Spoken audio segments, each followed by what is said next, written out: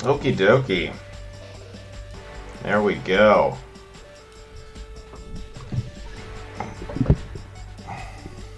Speaker out of the way here. Hello. Welcome to another stream. Welcome to another YouTube video on this Thursday afternoon. So, gonna probably keep it a little on the short side today. Originally, I wasn't sure if I was gonna do like an extra double stream because I've got that bat wing, but I've got COVID, so I decided I basically don't have any symptoms or anything, but I decided that I should probably take it a little easy, not go too crazy with my voice or anything like that. So rather than start the Batwing, we're just going to go ahead and do the ATST Raider, one of the smaller sets, meaning not super gigantic, that I have left in my backlog.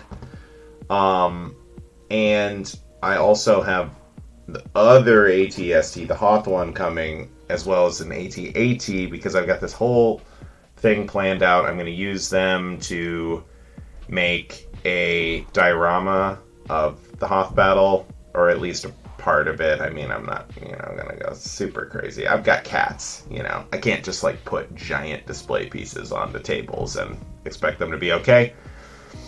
So probably something that'll be able to go on the top of a bookshelf or something like that. But regardless, going to be building another ATST soon, so I decided we should do this now.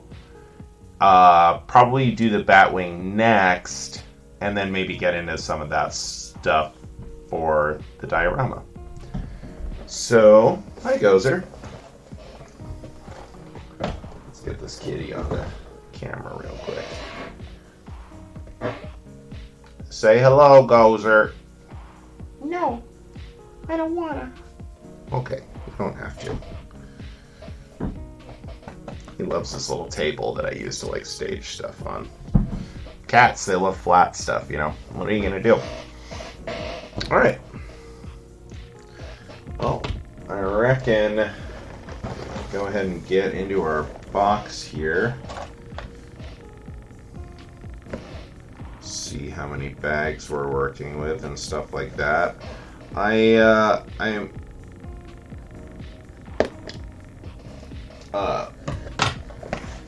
got this set pretty cheap. It was on clearance from Target for $20 or something like that. So not a set that was super high up on my priority list, but sometimes, especially with wanting to stream stuff, if you see something that's, a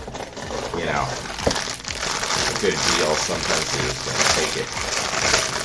take it regardless of other factors. Alright, 4 bags here, so that'll be just about perfect for what I was hoping to do. Get a little stream in here and keep it going, since, this upcoming Sunday, well, of course, now plans may have changed. I took another test today. I'm hoping to test negative by Sunday because me and some friends have tickets to go see John Carpenter's The Thing in theaters for its 40th anniversary release. Really hoping we're able to make that. But that was originally going to, that was going to interrupt my normal streaming schedule. Now, if I still have COVID and I can't go to the theater and I can't go to work and I can't hang out with my dad because it's Father's Day also, well, I might end up doing it then, depending on, if I'm still testing positive, if I'm still feeling well, that's obviously going to be a factor as well.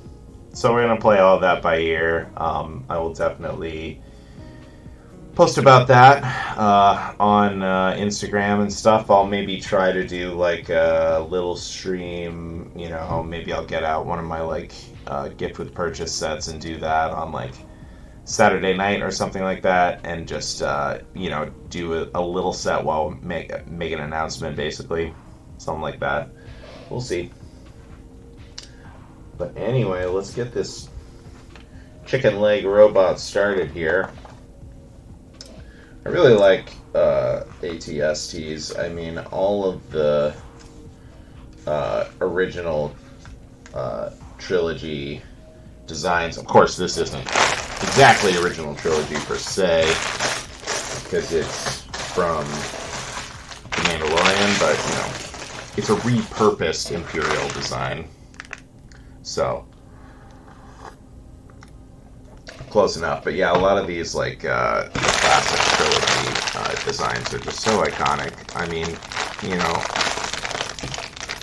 is it just that they're absolutely burned into my brain from childhood, or are they actually iconic? I mean, who can say? That's maybe a little trickier to decipher. But we're not going to worry about that, because you know what? I just like Star Wars.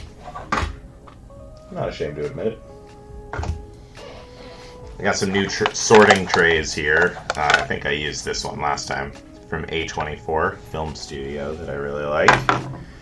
So, stoked about that. Hoping that will help on, especially the bigger sets where there's like a lot of pieces in each bag.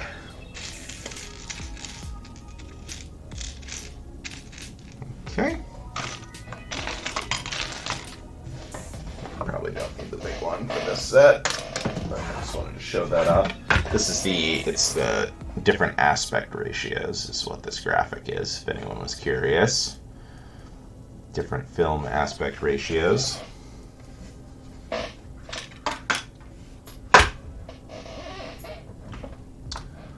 a big movie lover. Maybe I'll show my DVD wall off sometime if I ever do like a house tour or anything like that. I don't really know. I would need to learn some more stuff about how to do that. Alright, so it looks like our Mando here has just a plain black head, which is funny because he does show his face. I mean, I wouldn't mind getting a little Pedro Pascal minifigure action there, but he does show it less than Boba Fett.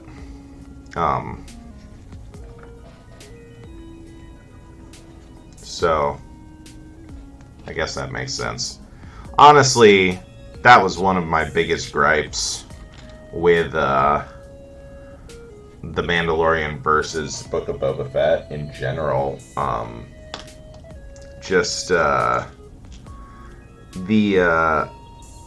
The fact that you have Boba Fett, this iconic character who's known for never revealing his face, is showing his face constantly, versus you have a new character who you could do whatever you wanted with, and has a whole arc about how he's like growing in empathy and growing because of his connection to the child and all of this stuff. He does eventually show his face at the end, but he shows it so much less. And it's Pedro Pascal, a man who just oozes charisma. So it's like, I feel like wasted opportunity to not have that be your face Mandalorian. I don't know. Who knows? Maybe Pedro Pascal had it in his contract that he wanted to. Maybe he's like, I could see him. Maybe if he's like a big Boba Fett fan or original trilogy fan, maybe he he didn't want to because he maybe it was a character choice for him. Who knows? Or maybe it was just the studio doing what they do. I mean, you do have some amount of facial recognition with Boba, because it's the same actor, of course, that played Jango Fett in the prequel trilogy, since they retconned the canon that Boba Fett is like a clone of his, father or whatever. Father. Yeah, father. If he raised him, he's his father still, even if it's him, I guess.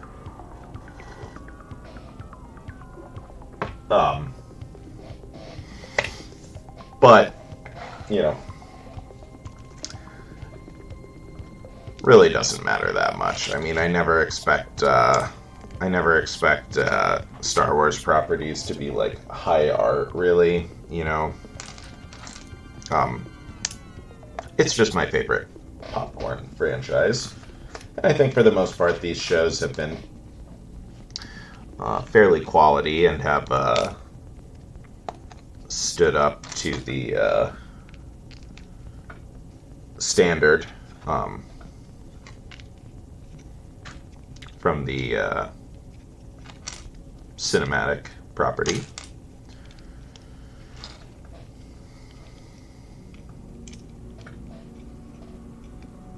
There were some things about the Rise of Skywalker that really bummed me out. Like, I really enjoyed that in The Last Jedi, Rey was just like, they were just like, no, you're just some lady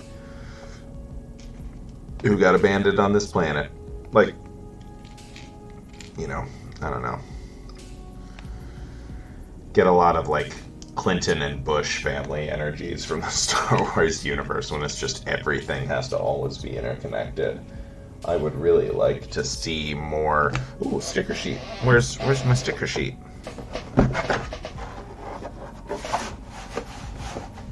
Okay. Whew, it's just stuck in there.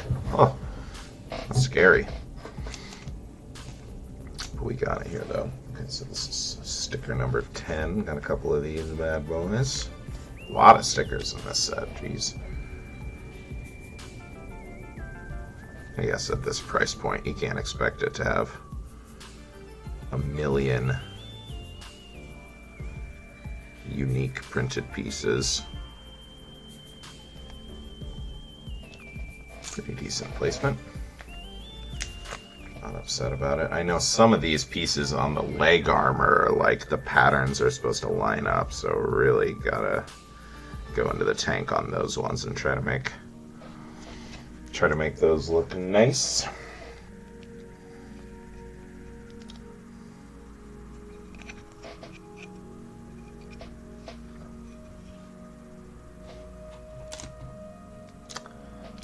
What was I saying about Star Wars? Who cares? Who cares? Every nerd has made their opinions heard on the internet, myself included, so everyone's entitled to their own opinions about art and everything.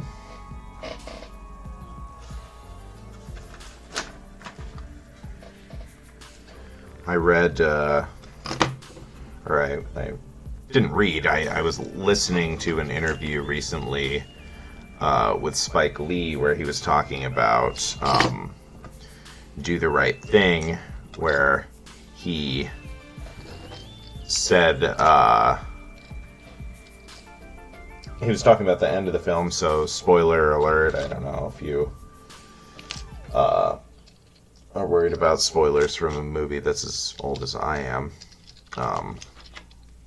but at the end of that film, when Mookie throws the trash can through the window of Sal's Pizzeria, he was saying that some people have come to him and said that he's heard people's interpretation that interesting, that Mookie's reason for doing so is that he could feel the tide of violence coming and that he wanted to protect Sal and his sons by diverting the crowd's attention into the restaurant instead of physical violence against them. And Spike Lee is pretty much like in this interview I was listening to is like, and by the way, no, that's not correct. He was angry because his best friend was killed, and that's why he did it. So that's wrong. But he did go on to say, which I agree with, that the hallmark of good art is that it can be interpreted different ways, even if even if a director explicitly says that something was or was not the intention, you are still entitled to your own interpretation. Like, art leaves the hands of its creators, and once it's put out in the world, everyone's interpretation of it at least has the potential to be valid. It's worth having these discussions, even if... Oh, interesting. Oh, I beefed this. This is the same on both sides, isn't it? Yeah, that's weird. Try this again. Okay. Hopefully I didn't put too much strain on that piece there.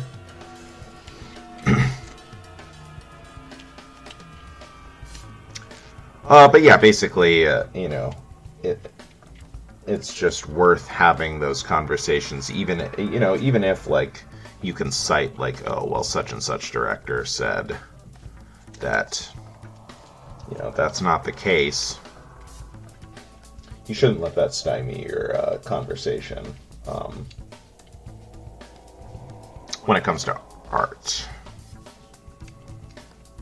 There are other things where objectivity is, important. Okay, we got this cute little gear system getting all set up here. Let me see. This is going to allow the neck of this thing to turn, I'm imagining. Oh, no, I'm a dummy. This needs to be facing down so that the teeth interlink. Push down. Okay. Has been pushed. Okay, and we're going to trap that in place there.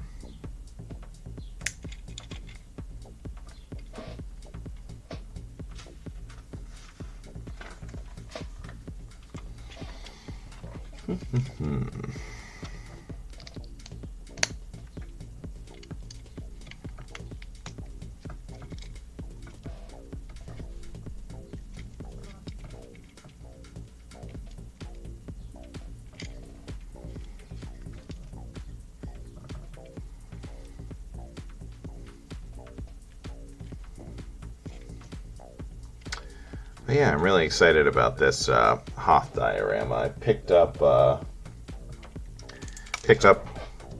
couple things for it. The AT-AT and AT-ST, as I mentioned, will be a couple of the big centerpieces. Additionally, I have I got a Snowtrooper battle pack. I might end up picking up another one of those potentially. It's just a, still in print, really cheap way to get, a bunch of Snowtroopers. And like the little speeders will be like nice little, smaller vehicles can help, make,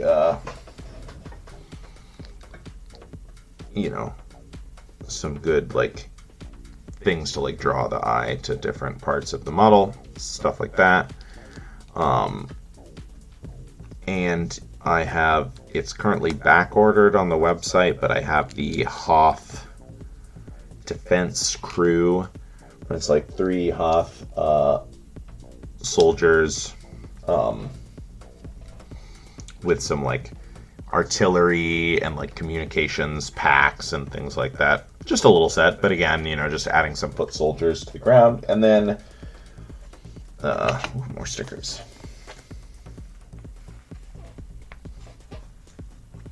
Dots facing upward on this. Interrupt myself for these stickers here. I just know how I get about stickers.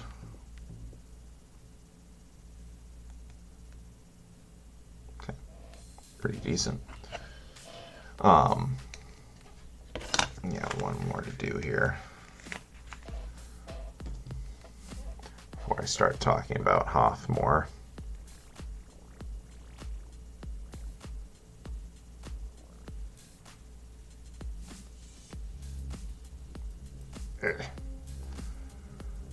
Not great.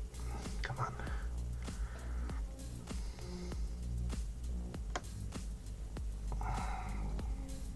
I'm gonna try to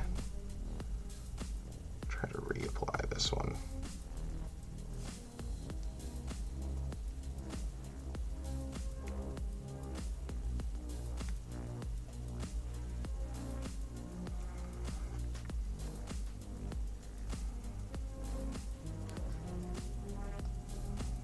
Probably better to do the long side as you're centering. Yeah, definitely makes much more sense. Yeah, so the other thing I'm planning on getting for that is one of the old snow speeder kits. Not like, I mean, the Ultimate Collector Series ones would be wildly the wrong scale in addition to being prohibitively expensive. So we're going to be looking at, paint rollers is Greebling. That's cute. So we're going to be looking at, can't remember the number here. We'll just pull it up. Why not? This is a small set. It's not going to take us forever to get through this. Head on over to Bricklink here.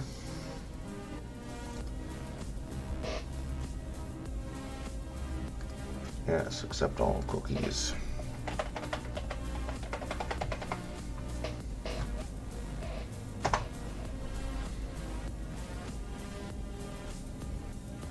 What? No.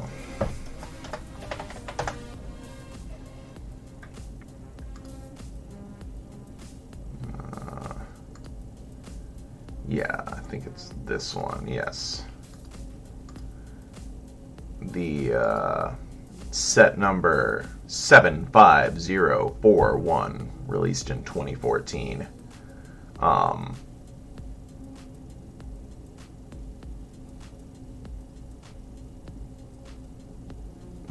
the cheapest one I was looking at before is gone already. Well, we'll see. I don't know. I'm hoping to pick up at least one snow speeder because it's just such an iconic, thing. And like, if I'm gonna have the, the AT, well, it really wants to have a snow speeder be shooting at it, at least one. And then maybe maybe we'll build some of our own, the big cannons, the big radial cannons. Does this go into anything?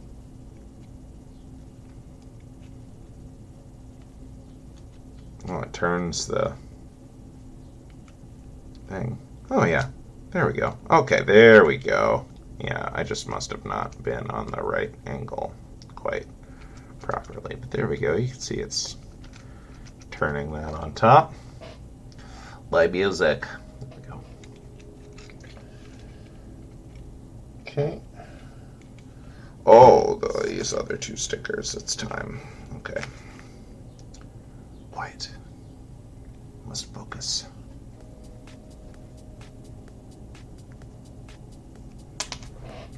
Let me get some tweezers or something for this. Some of these stickers are really tiny.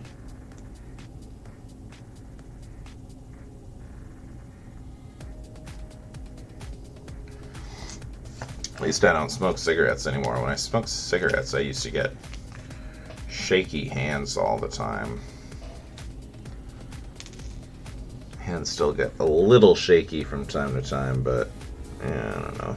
Probably lay off the caffeine if I really wanted to curb that entirely, but that's not going to happen.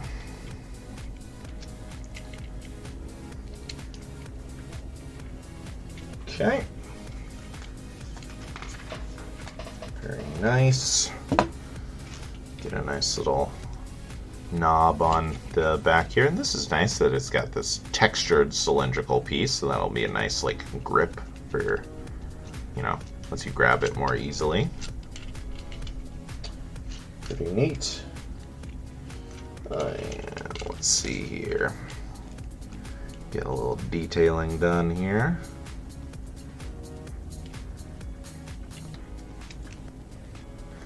Yeah, picking up this set for like $20 was a really good deal. I mean, it's like 560 some pieces, I think, something like that. So, not too shabby.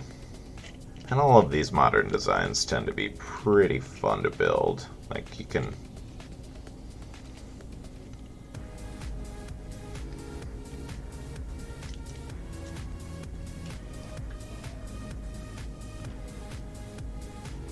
Okay, more stickers already. All right.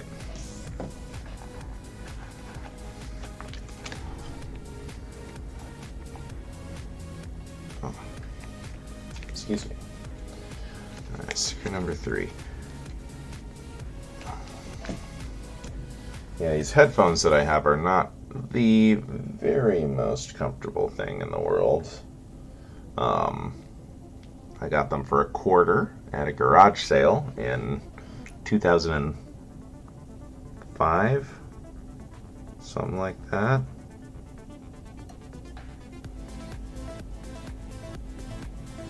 And, you know, for the price point, they've been really, really good for me. Let's see, I set that one a little off center, so I'm going to try to balance it on the other one here. Have this, so this will want to be a little bit closer to the edge on this side, if I can finagle that. Nope, that's not straight.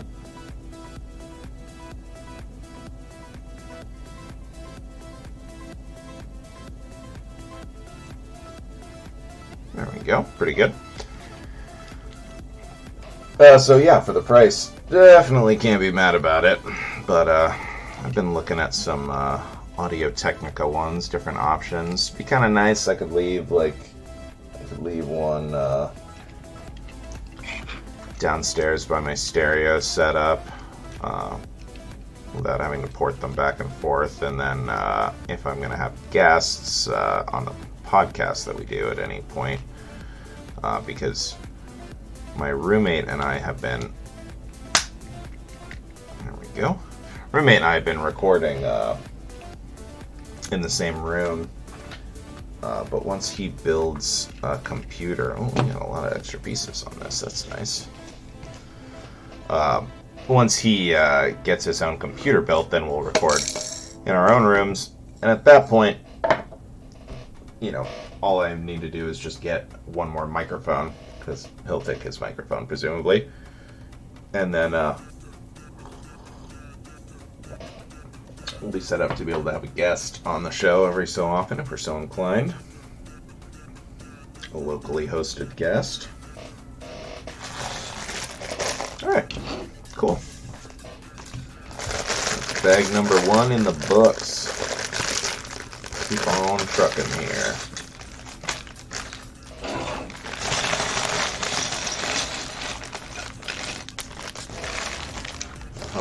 See, look at this.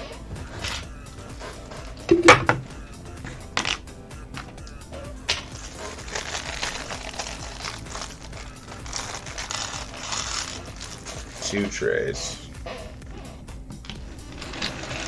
2 little bags. Nice.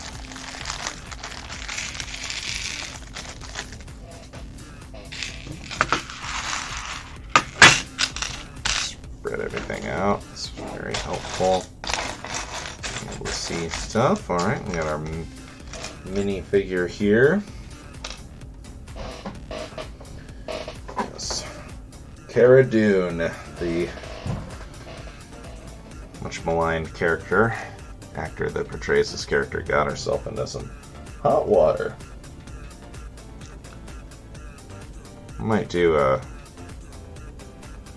recast on her. I was I was thinking about that when I put this display up, just replacing her head with a regular old yellow smiley face head.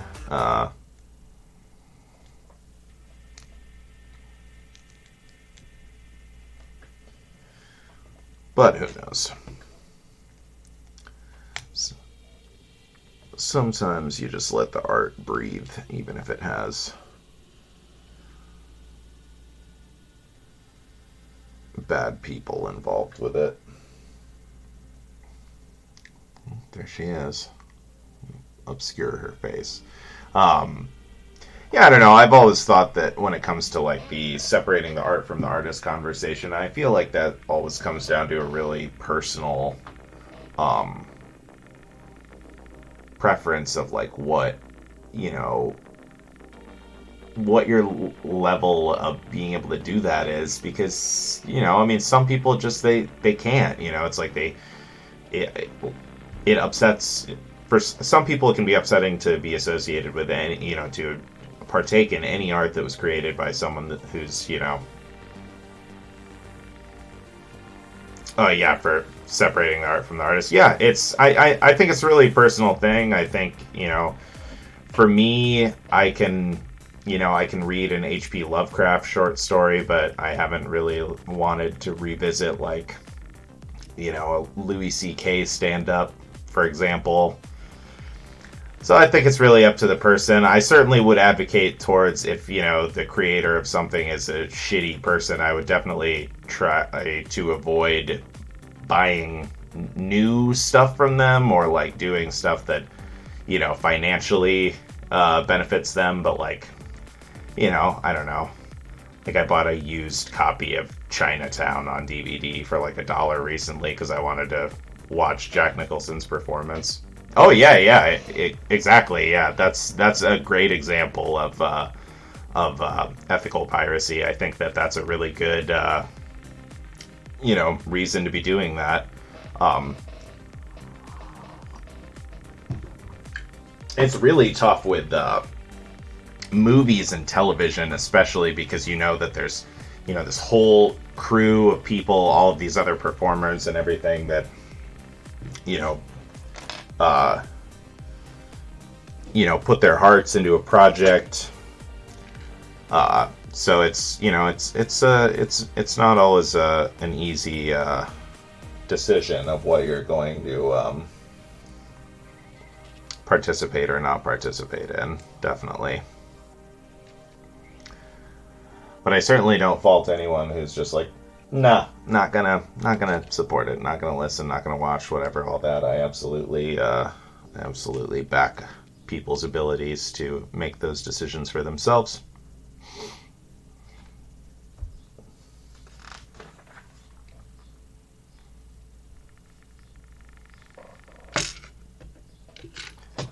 Yeah, I might do my recast on our minifigure here, mostly just because I think it's the idea of replacing her head with a yellow smiley face is just kind of funny. Um,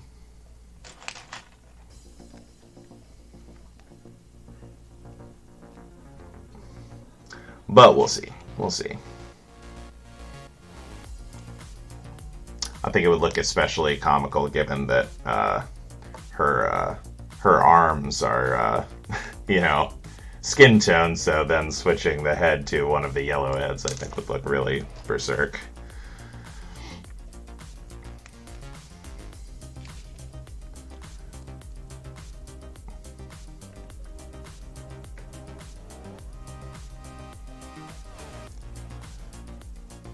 I'm looking for here. Yeah, this guy.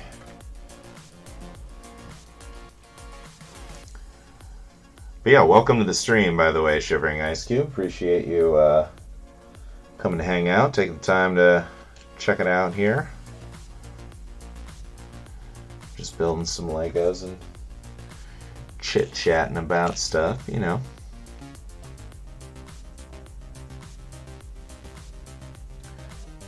Try to keep a pretty laid-back vibe here.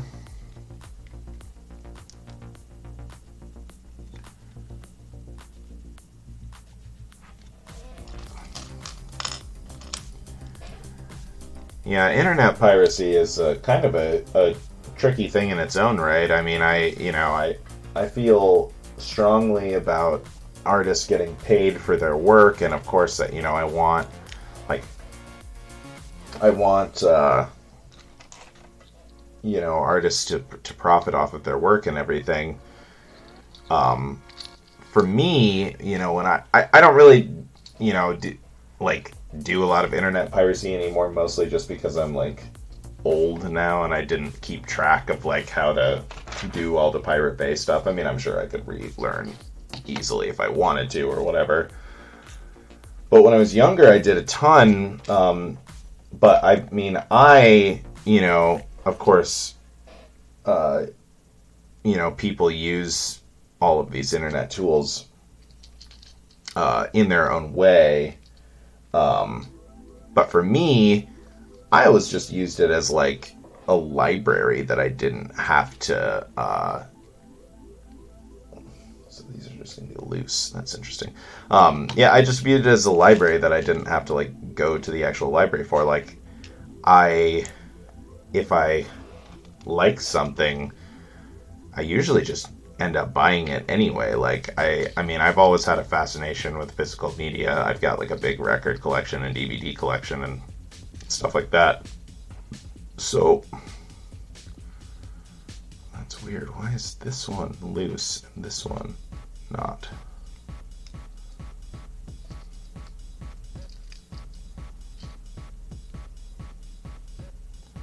Huh. Confused myself. So for me, like I never, felt bad about doing it because it was like I ended up spending money on, that kind of stuff eventually anyway. It's just more like a good tool for checking new stuff out. But of course, not everyone uses it that way. Some people just steal all of their art basically and never give a dime to any creators, and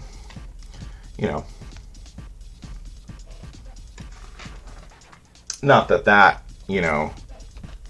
is wrong under all circumstances either. I think if you're impoverished and you otherwise wouldn't have any money to be putting towards art anyway, I don't think that should necessarily mean that you aren't able to or don't deserve to access art.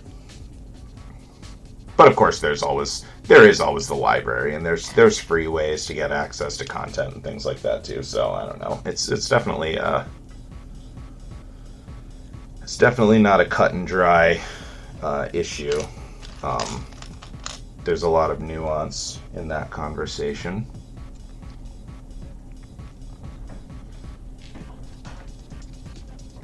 Okay, we got a little foot pad here, so I guess this is the cockpit that we're building here. Cool.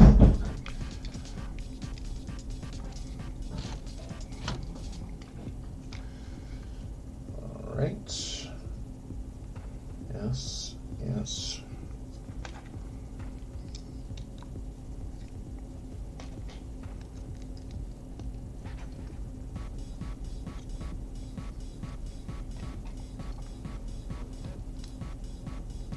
I really need to cancel my Spotify. I keep wanting to do it like at the end of a month cycle.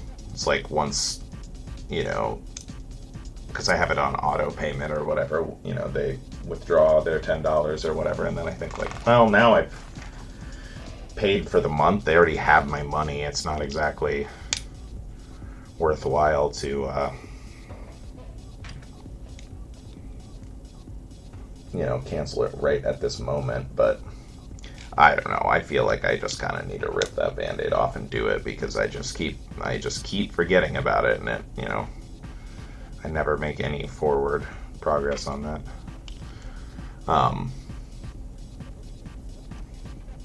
We'll see. They've just done so many scummy things over the years, and artists don't really make anything from Spotify royalties, and I don't know if like Tidal or any of the other streaming sites are really that much better than that. I should probably research that, before I make any big decisions. If I really truly care about that stuff, I should take the time to be informed about it before I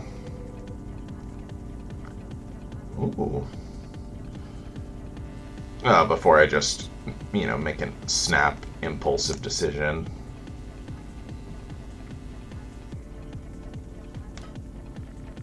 Because streaming music is just so convenient. I mean, I have a bunch of records and cassettes and stuff, but it's like, when you're like at work and stuff like that, you can't really, use any of that stuff.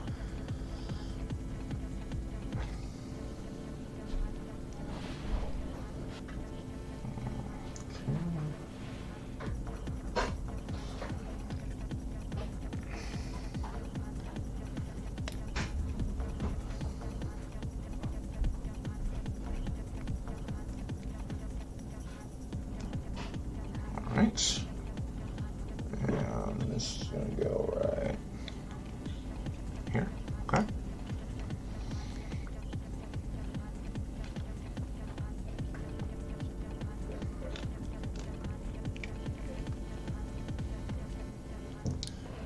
Alright, some nice bright green pieces in here. Very interesting.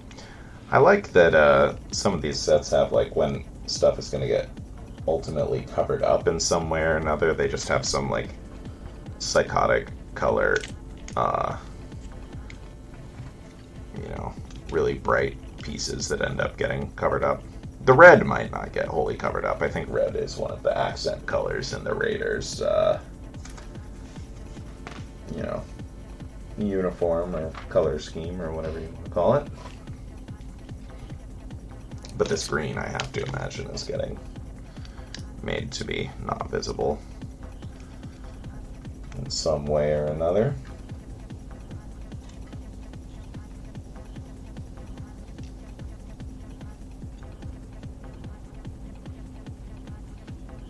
Let's see here.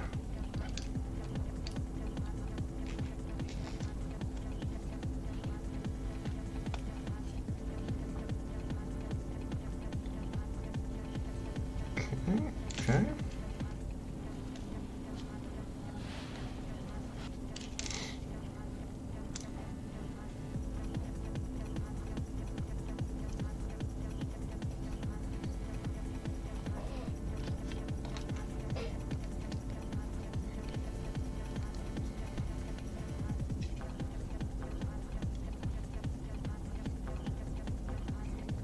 Ooh. Little blaster goes in here so the pilot can grab it out in a boarding situation, something like that, maybe. Oh, we got another decal. Here we go.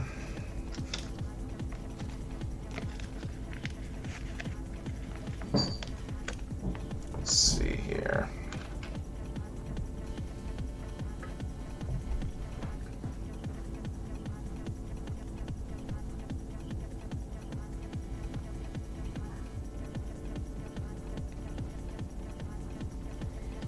Pretty decent. Pretty decent placement. Not too mad about that. Okay. Right up on top there. Reward ourselves for having steady hands with coffee. What could go wrong with that? There's only, I'd say, approximately 1 million stickers left to be placed. No big deal. Alright, all 6, eh? You got it. Or, not 6. 5. All 5, eh? Okay.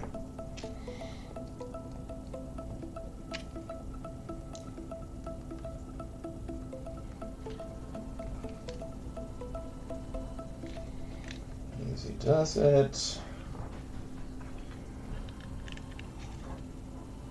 Okay. Very secure feeling. Love that.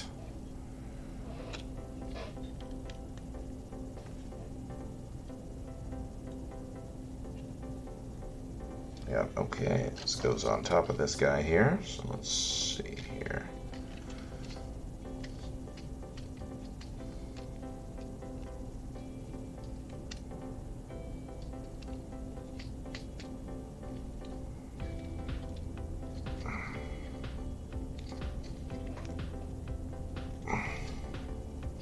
go. All right. Starting to have a nice weight to it here.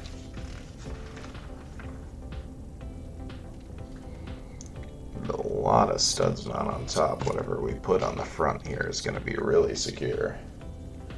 It's pretty nice.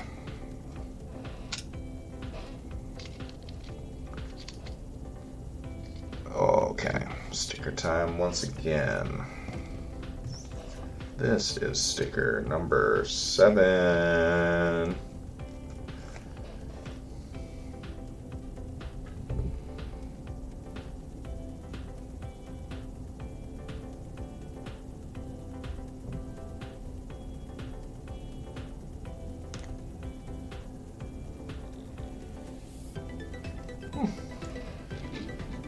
I wouldn't award myself 100 out of 100, but pretty decent. Pretty decent.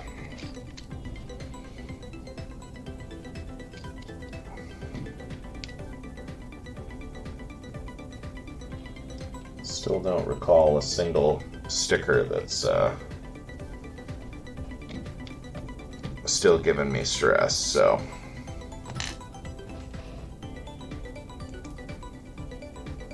No ongoing sticker stress has been achieved. Oh, we are certainly using all these studs not on top. We're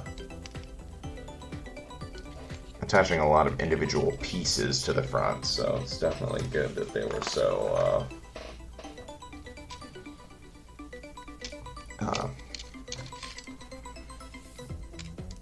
what's the word I'm looking for?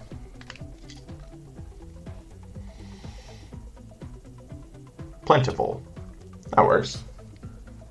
I don't think that's what my brain was trying to come up with, but it'll do the trick. Okay, the set is sticker hell, like every other step.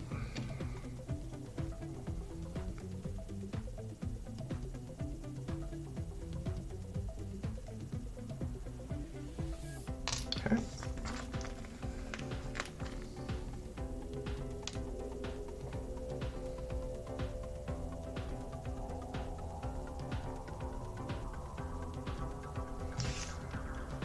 No, not the greatest, but these damn circle ones are really tough. Okay, at least these are free floating to rotate, so I can line them up to be good. Yeah, it looks solid. Take it, I'll take it.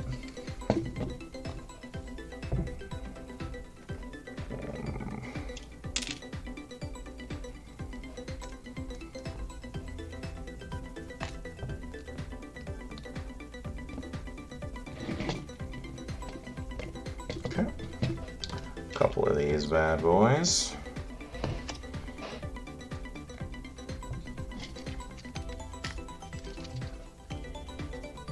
Good.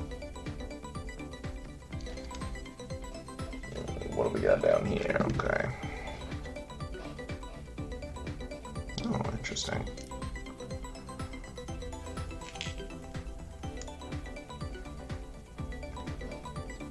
Okay.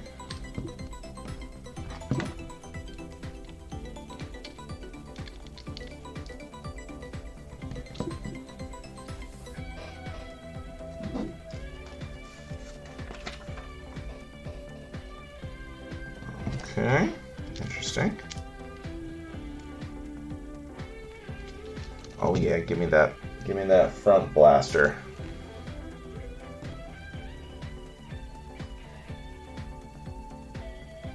Front blaster, not supposed to be a double entendre.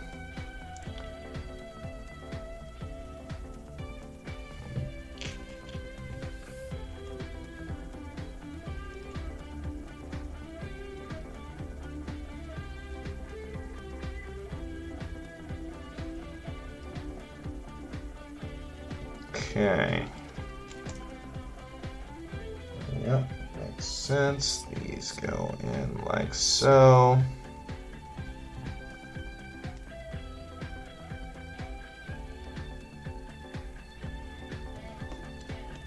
Not my first time using Technic pieces to create like a barrel flare. It's a look that never goes out of style on Lego weaponry.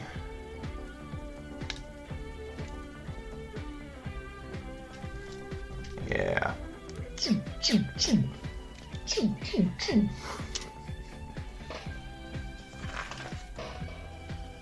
Oh. Time to attach her. Okay.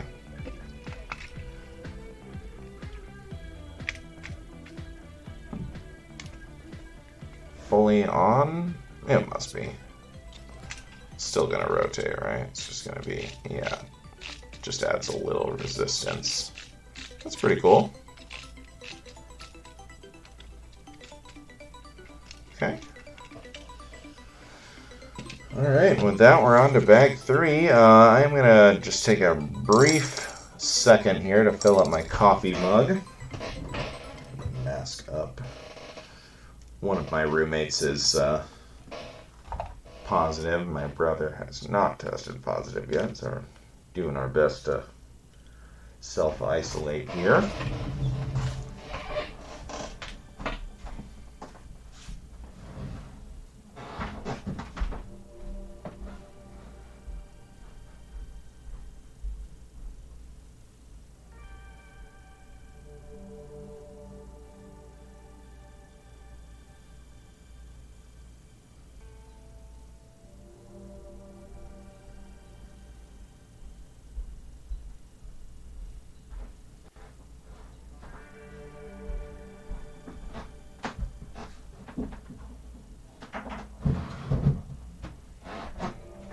Oh, that's a really nice kitty. Oh, that's a really nice kitty. Super sleepy.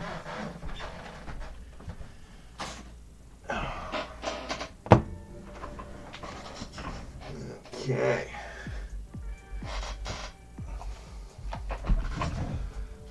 Super sleepy cat alert.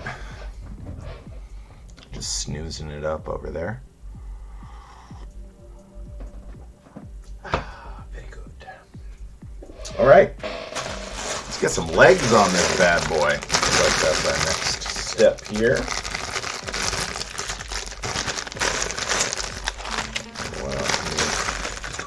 Little bags here. Looks like just one this time. A lot of big boy pieces. Plump, plump.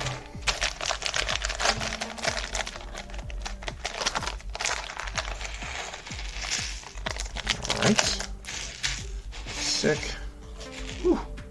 Whips for greebling. Paint rollers for greebling. Whips for greebling.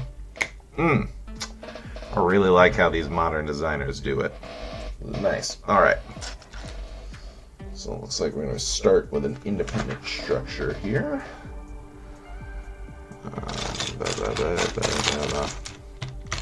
Flatten this out a little more. Check.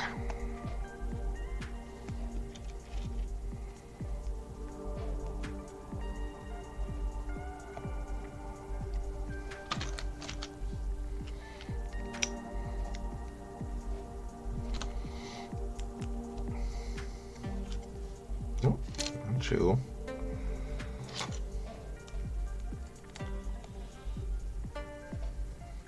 Alright, building some foot pads here. I'm getting the sense.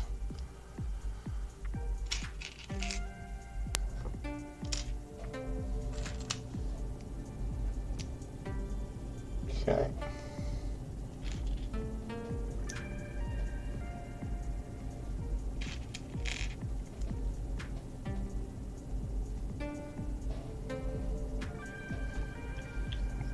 Alright.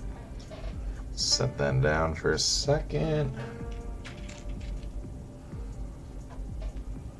Oh yeah. There's that nice chicken leg shape.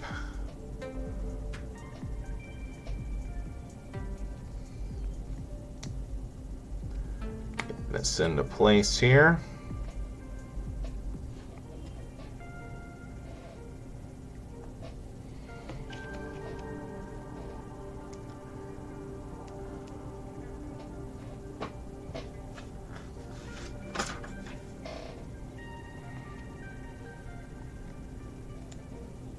Okay. And connect this up, y'all. Very good.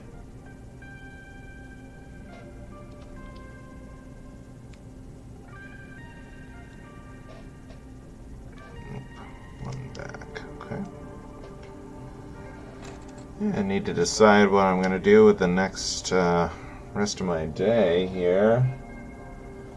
Definitely going to be taking it easy. No bike rides or anything like that. Oh my goodness. The stickers. The stickers, they never end. 3 on 1 element. Alright. Let's see, I guess we're going to approach it like this.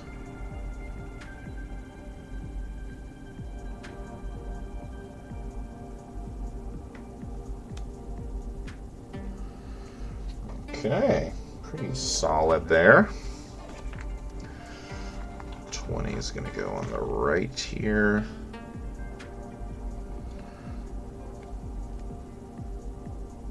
Let's see if I get this corner square. And the rest should.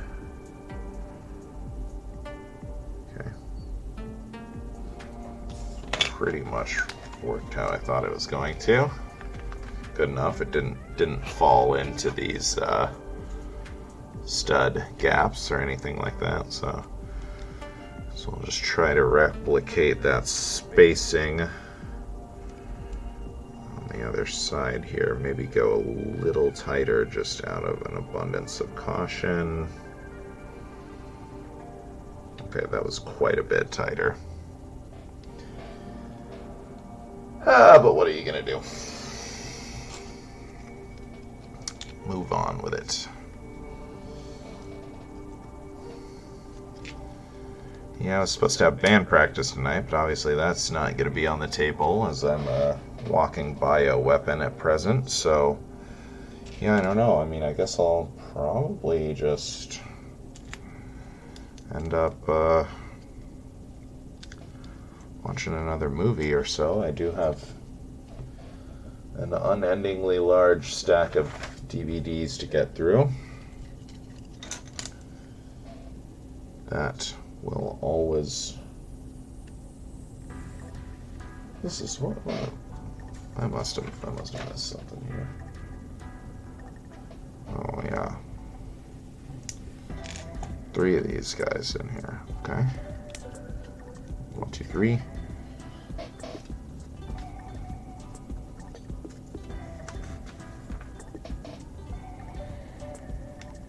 Now this looks more right. Okay. A bunch more pegs here.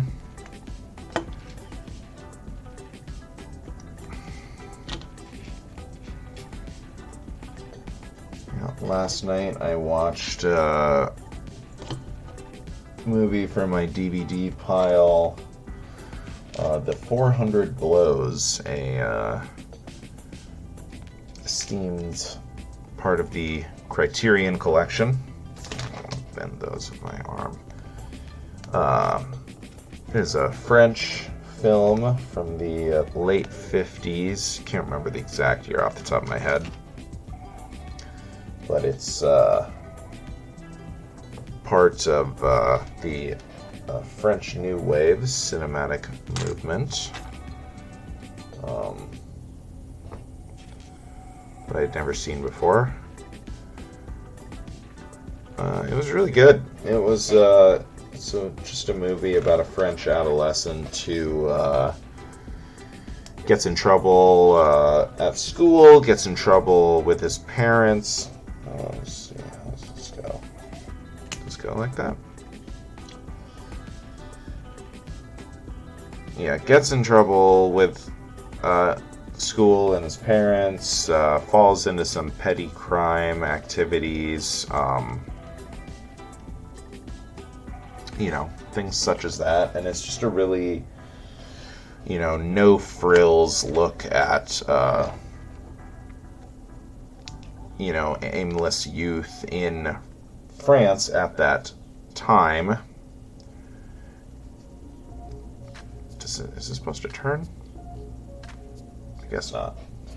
Um, and yeah, it was a really like stark and simple look at it for being a 50s film. It was really it was really like not sorry, I'm trying to do two things at once and I'm distracting myself here. It was like a really like true to life. You know, the characters felt very realistic, and their challenges felt very realistic, and yeah, it was really good. Which, I mean, to be expected. It's like commonly cited as being one of the best French films of all time, and just in general one of the best movies of all time.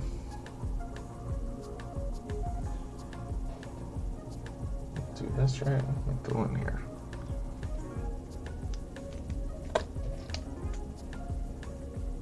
No, that can't be. Okay, yeah, that peg stays exposed. Okay. Interesting. Technic stuff wigs me out, man.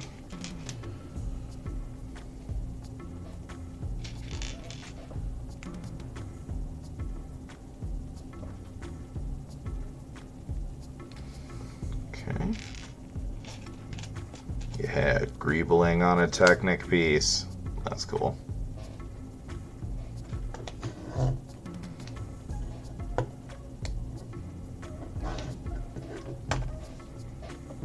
Okay. How is this all coming together? Oh, not coming together yet. First, we gotta do some panel work. Okay. So this is what I was talking about, where these plates are like concurrent, so really want the spacing to be as spot on as possible.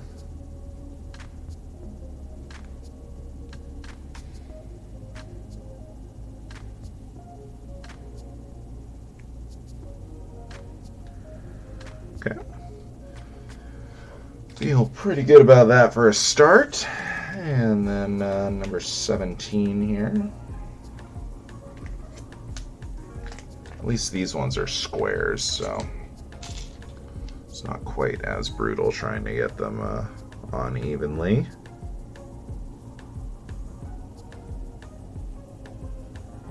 Yeah.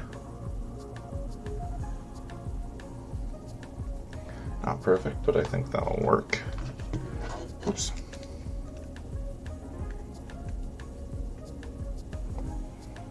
Okay.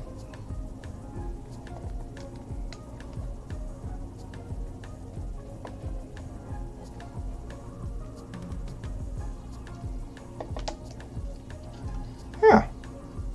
That looks pretty good.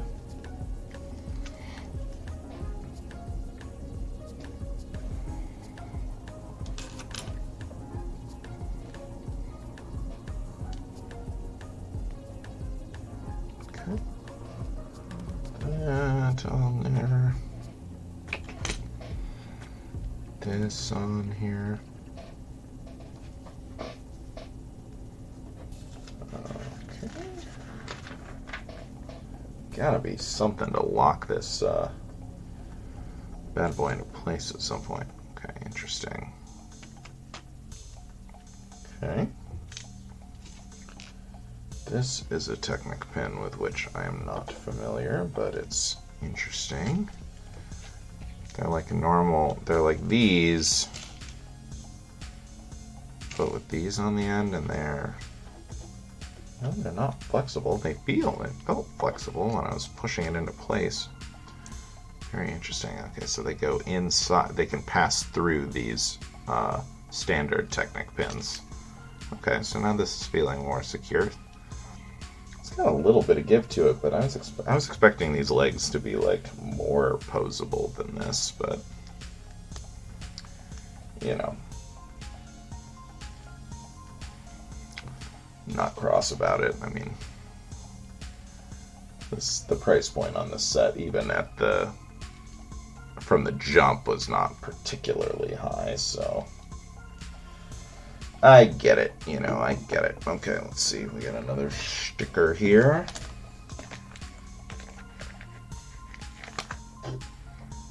Really intense sticker. 1x8.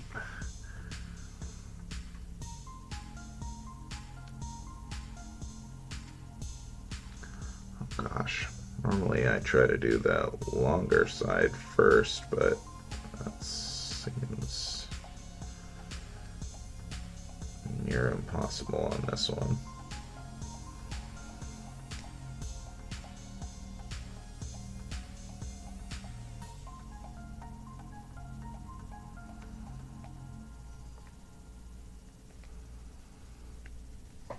Alright, a little low, but it's centered, and I don't think it'll, maybe sticks out like a micrometer past the thing, but I think it'll be okay.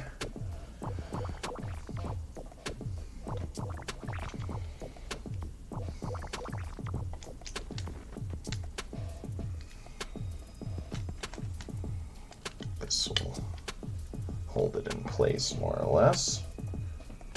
Okay, gotta get this stupid phalange held into place somehow, though, don't we? I mean, it's just fully loose, like.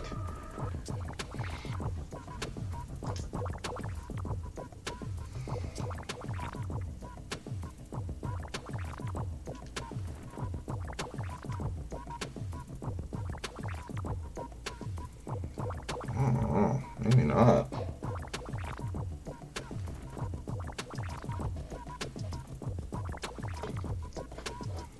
Oh, I see. It's because I used the wrong damn piece. It's not supposed to be this. It's supposed to be one of these. And the ball joint actually keeps it in place. Right? Yeah, okay, there we go. Still feels weird that it's so loose, but at least now it won't just, like, openly flop around, so we'll take that as a big W.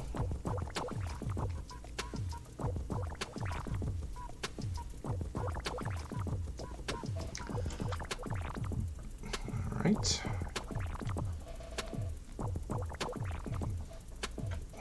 Interesting piece. Never seen this before.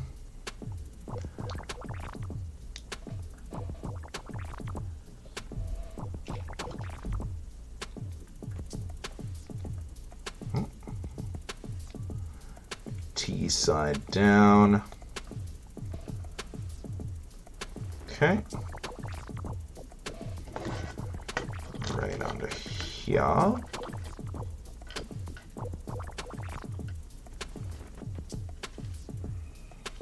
Alright. Connect this bad boy up here. Goes where? Where's it supposed to hit? Well, I guess it must be here.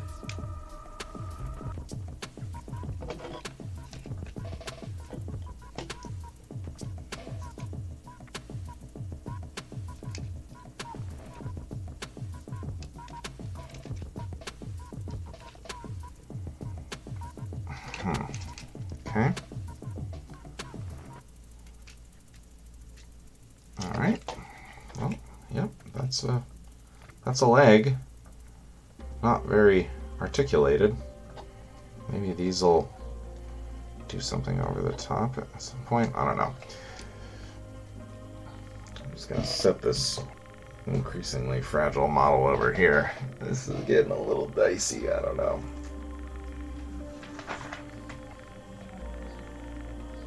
Oh! Never mind. Let's bring this guy back over and follow the instructions and have some faith in the designers here. Okay. So as we said, these extensions can extend into the traditional Technic peg, and of course we're going to do that right here.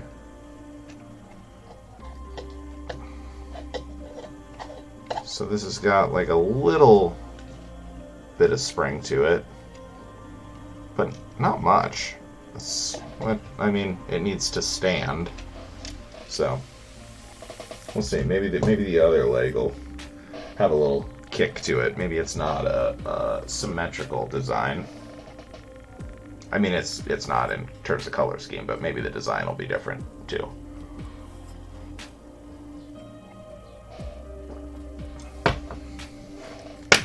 Next leg. The secrets will reveal themselves to us with time.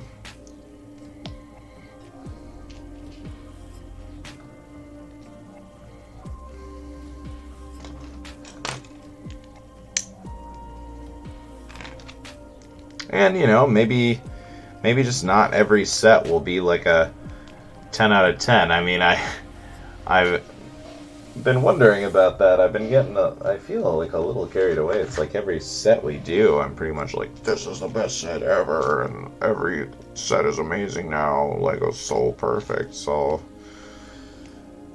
you know, at some point you have to start to wonder, like, is it me? Is it me? Am I the Lego fanboy that just thinks they can do no wrong? Price increases aside. Lego. Talking to you. But yeah, maybe this'll be the set that, you know, brings us back to reality and has us saying, like, yeah, that was like okay, you know. So we will find out in time.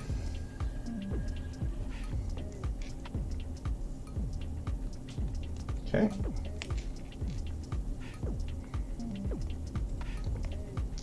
I'm curious to see if, as we go through this, if I'll be able to detect if there's any difference in the design, if there is one. Because, like I said, these Technic pieces, they really, like, I don't know. They just make so much less inherent sense to me than the standard Lego pieces.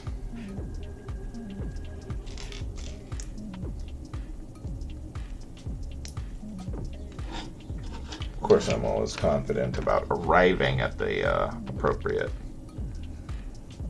build. It's just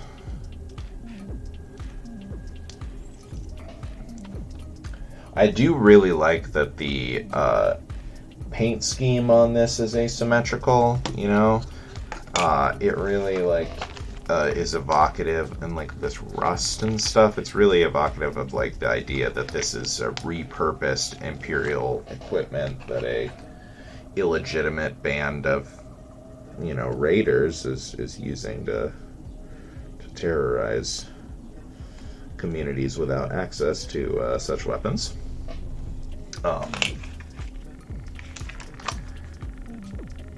Strictly from a storytelling standpoint, of course, I do not advocate violence against less empowered communities.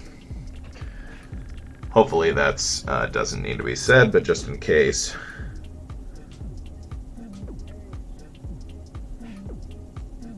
It's just one of those, like, you know, unintended consequences of war. It's like, oh, the war machines are always going to fall into the hands of other groups that are then going to use them indiscriminately for their own selfish ends.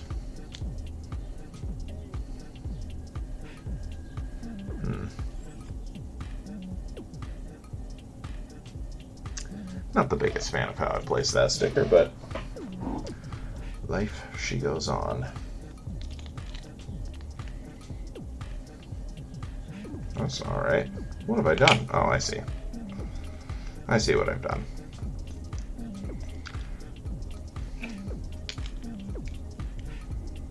There we go.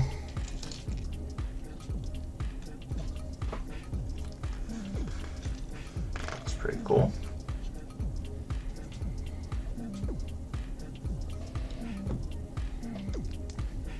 Even, like, these plates are different colors.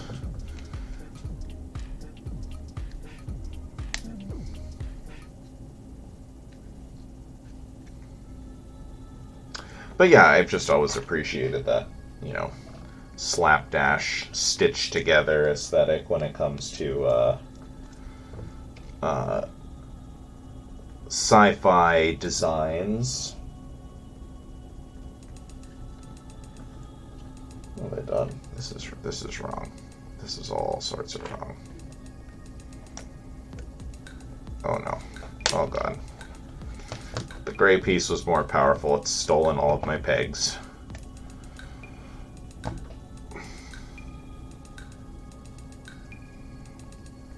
There we go.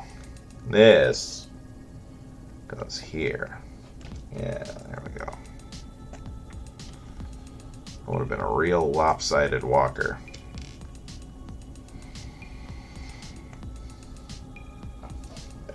That's a little slapdash in design even for me. But yeah, I like the like patchwork designs of like things being you know, fixed up over time and like held in place and repaired. You know, we talked about that at length during the Millennium Falcon model when we did that one. You know, continues to be a design aesthetic that I like. I mean, there's in certain forms of sci-fi, I'll a movie like Arrival, where the aliens are, so foreign and like not at all similar to human society. For sci-fi stories like that, a like really smooth, the Arrival ship is really like, it's just like a big monolith basically. Designs like that definitely have their place. I just think, in Star Wars stuff, it's more like, we see our own society reflected in Star Wars. Yeah, this definitely looks like it's supposed to. Yeah, it turns. So maybe that. I don't know. We'll mess around with the posability a little bit more in a second here, because I feel like I'm not giving this set enough credit. Because, like, this thing definitely does move. It's just got a lot of resistance on it. But we'll see. Okay. Get that on there.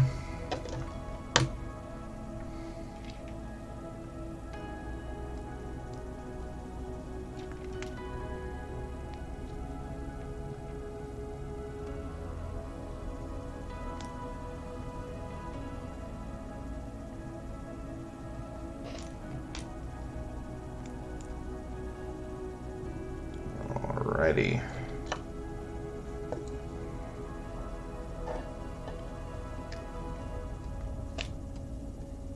Just that one connection. That's so interesting. Okay.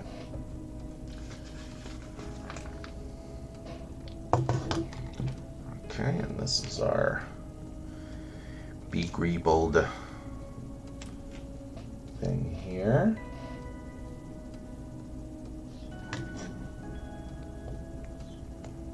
I wonder if this is to like lock it from overextending. Yeah, that makes sense.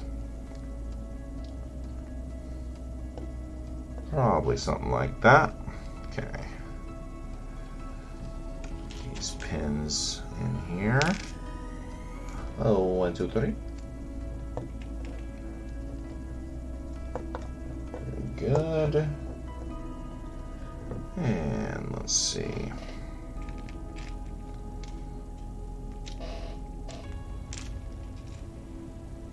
Where does this go? Into here? Interesting. Is that supposed to be on the other side? I don't think so. There's only one. Maybe it's just a little asymmetrical flourish. Definitely have some C-clips going on this side that weren't on the other. That is for certain. All right.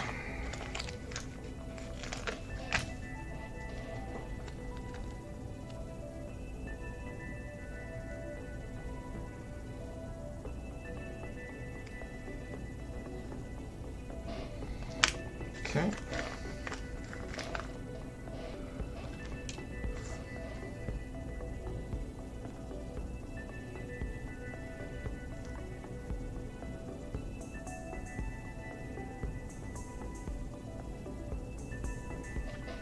Not too bad, all things considered. Let's see here. Is that right? Yes. These ones don't line. It's not as continuous line through them like the other ones, so be a little looser with it. And more C-clip option here. I bet these C-clips are for all these whips. This leg's got some more exposed wiring on it that the other one doesn't have, or something like that.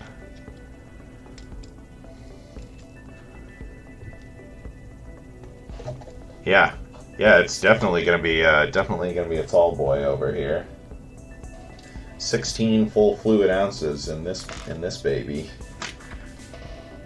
Oh yeah, okay, so here we go. Yeah, get these whips to be these like open cables.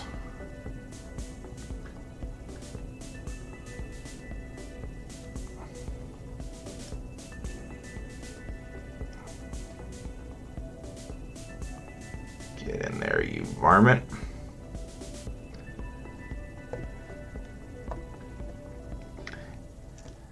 Yeah, earlier I was talking about how I've got the AT-AT and Hoth AT-ST, both either. Oh, I see, I did this wrong. Either like I have the Hoth AT-ST already, and then I have got the AT-AT coming, and I'm planning on doing like a whole like Hoth diorama. I'm gonna find one of the old snow speeder models. I've been sort of slowly starting to hunt on eBay, trying to like, bid my way down to save a little bit of scratch on that.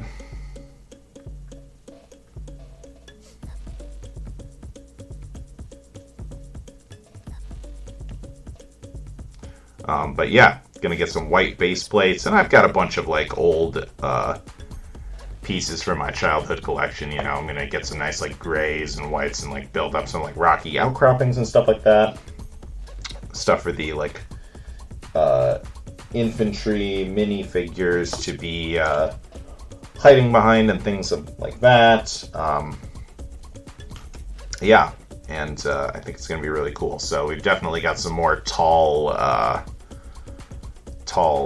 things in our future here.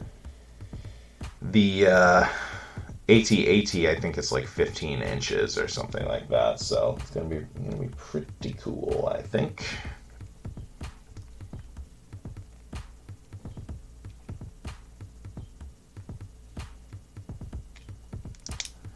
Yeah, more exposed wires. Okay. That whip is in there. Let me see here. This goes like so. Okay. Neat.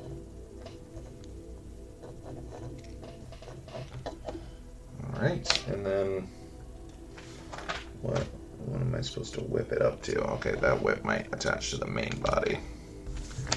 Alright, let's get our decal going here.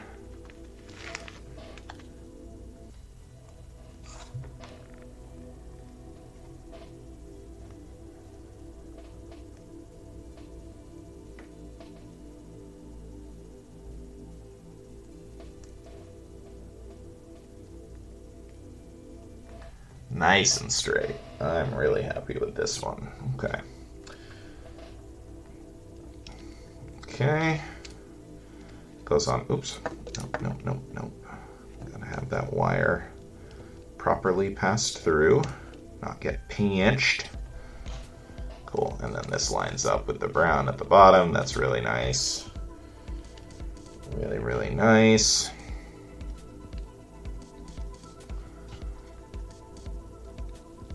Yeah, this is looking great. And that'll help keep that whip lodged in there, which I like. Love loose wire look, but I also like that it's nice and secure. Alright. Bring our main body over here and get this all connected up here. Okay. Leg in place. We've got our... Oh, wow. Doing the splits here, he is. Get that back down. Okay, and then this goes to, is it the back pin? Yes, the back pin. Okay. So back pin in place. Yeah. Nice. Pretty tall. Pretty sweet looking. Let's see, this supposed to hook up to... Oh, I see. This is going to hook up to this front right here.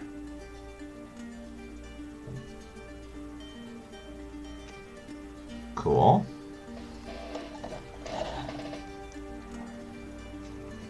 And we've got the ability to move our head here, look for targets on the ground.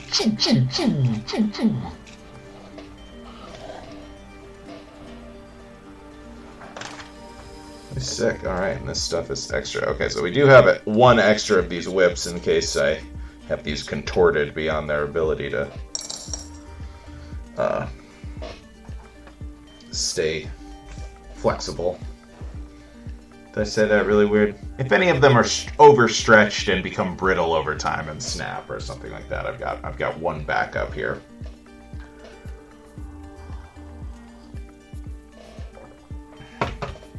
So before we get in the fourth bag, I'm gonna try to see about this.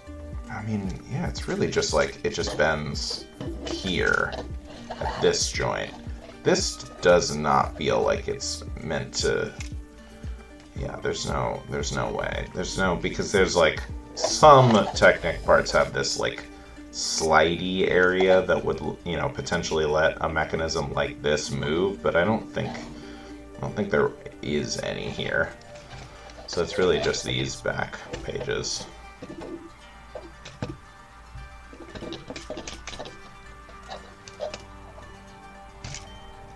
I mean, so you can angle it up more. Really doesn't stand too well past a couple clicks, though. You could, like... Oh, yeah, for sure. Yeah, think about all of the pieces that I could have lost in my backyard. Like, my parents have this big rock in the middle of their backyard, and oh man, that was like constant playing Legos around that thing, building like Lego structures that could like set, you know, that were designed to like set onto the crevices. Yeah, this would have definitely lost some pieces in the yard. I like that even though it doesn't have a ton of articulations in the leg, it's like a little like bouncy, you know.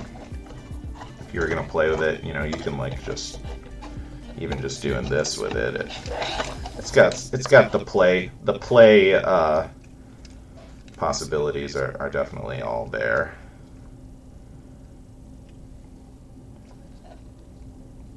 Yeah, that was like one of my main, that, and there's like a couple spots in my parents' backyard. There's this big rock that I built stuff around, and then there's like a section with 3 trees. I think it might now actually only be 2. I'm pretty sure one of those trees was killed by a lightning bolt a few years ago, and they had to get it removed because it stopped regrowing, and then it was just a danger to fall on the neighbor's house, basically. But there were these 3 trees, all in a tight little triangle, probably about 8 feet away from each other, and that was another like Lego and action figure battleground pretty often.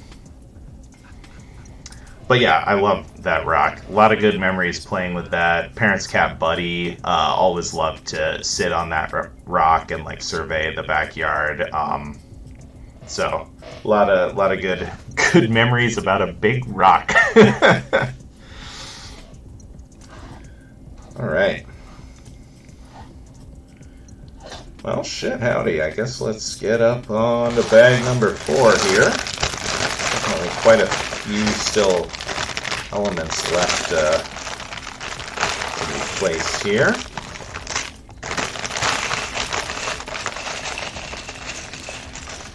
Okay. A couple.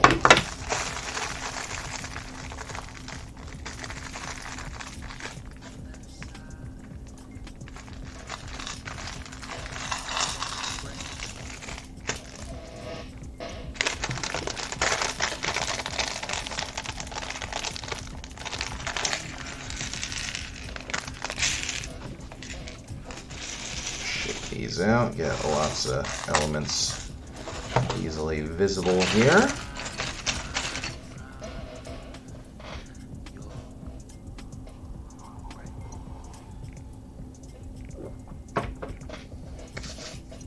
Alright, we got a couple of minifigures here, the Raiders themselves. Let's see, his body is the same? No, they're different. Okay, so this is strap 1. What about the legs? The legs look like they're the same. So this guy,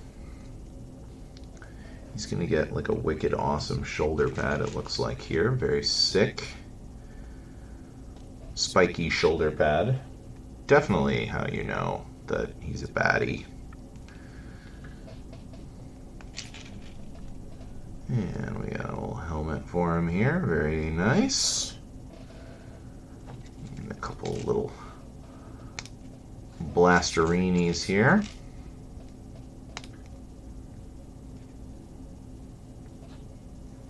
Oh, that was the last song on this page here. Let's keep it moving here. Sweet. So there's one of our Raiders. And we got one more here. This guy. Wow, I really like this song already. This guy looks like he's got like a little bandana. Where's your bandana? Is that part of this? No. Oh, I see. It's part of that. It's part of the chest print. Okay. It's a cool little half under helmet thing. Interesting.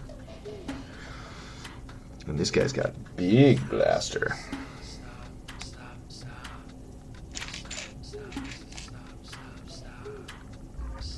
Does she have the same one? Does he have the same one? No, they're all a little bit different.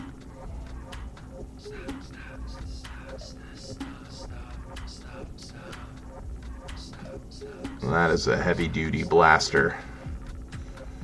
That is a heavy-duty blaster right there. Gotta give him some sort of artillery, though. I mean, the main character of this series has, like, unbreakable armor.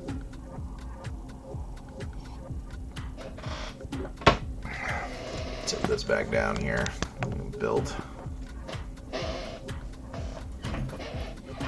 better angle, and then we'll probably tip it back up at the end when we show off the completed build here. Alright, let's get some big dope looking panels rocking here.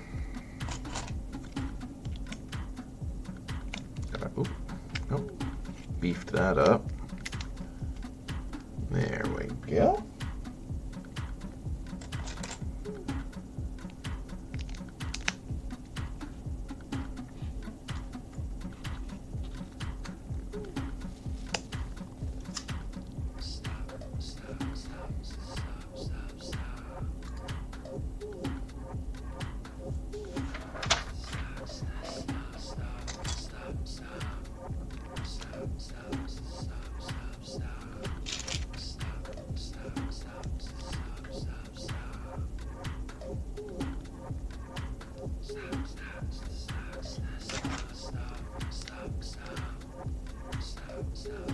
Okay.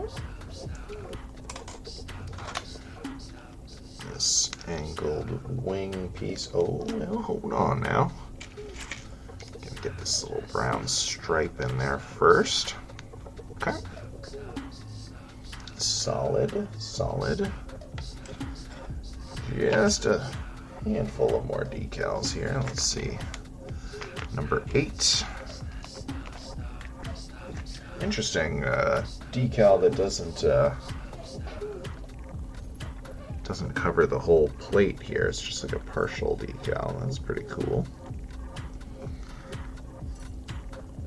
Color match pretty good there.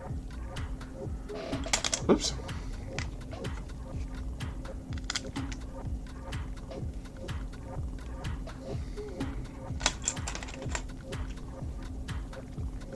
Wowie. These are big panels. I hope these legs are up to the task. I'm gonna have a lot of weight. I'm gonna have a lot of weight to support here. I'm sure they are. I would never doubt the designers. Okay, let's see. Tile goes right there. Okay, okay. Alright. Lots of detail on this armor. I love that. Love it. Greebling is so important on a Star Wars kit. The greeble equity on this set has been pretty good. Not quite as high as like the Y-Wing. The like 2017 Y-Wing. But for the cost, just rock solid. Rock solid greebling.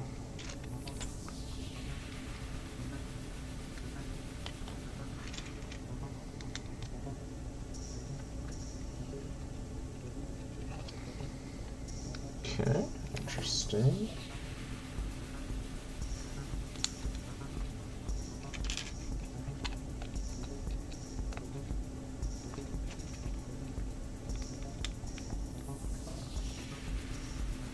All right.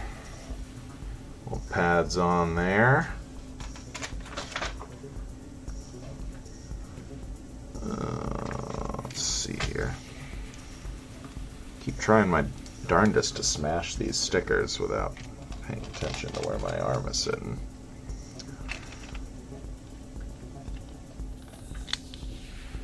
Sits right here.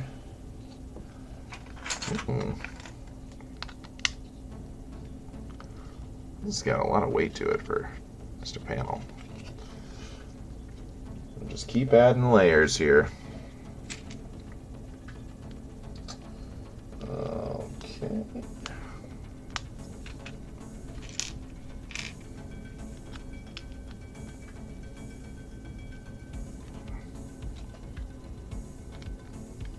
Interessante.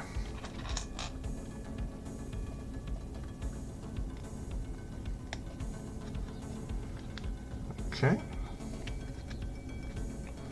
There we go. So now we got a couple of open connection points that presumably are gonna lock onto our pegs here.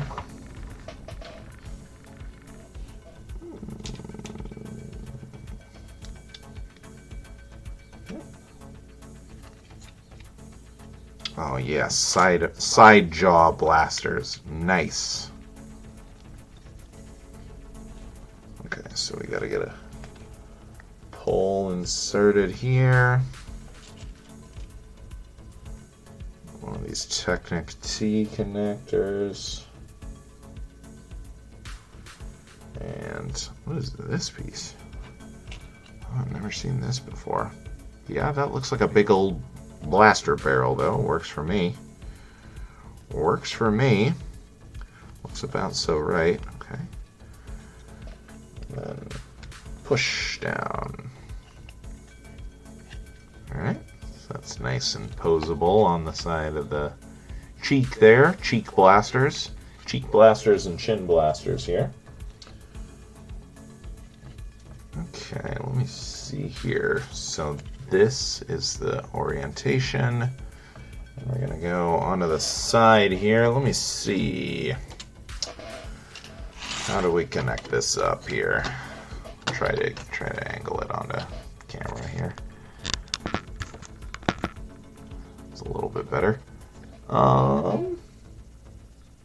Okay, so I'm assuming this probably sits on the. Okay, this probably goes there, and then that sits there, something like that. Well, that's interesting. Yeah, I think that's it.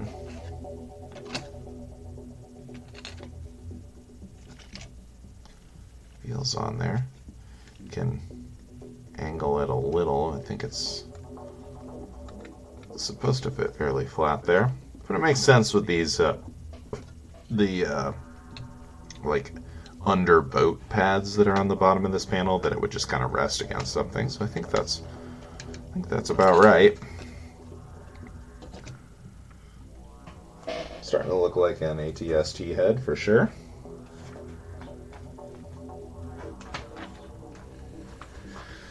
Alrighty, back into the breech for the other side here. On different colored panels. This is darker gray than the other side. That's pretty cool.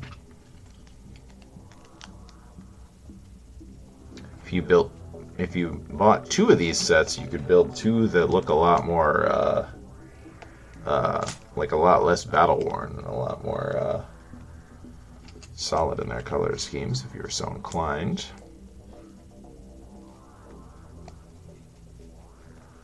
But we like it. We like it not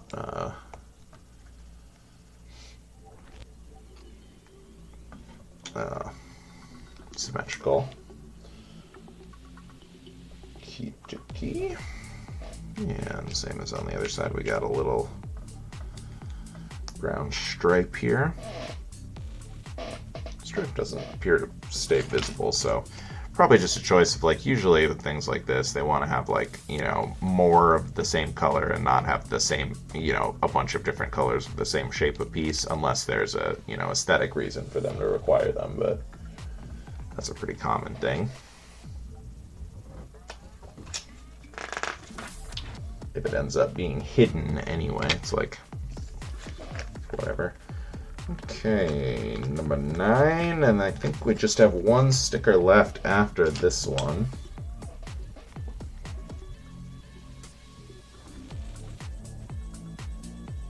Got another 2x2 tile, so it should be not too stressful to get placed.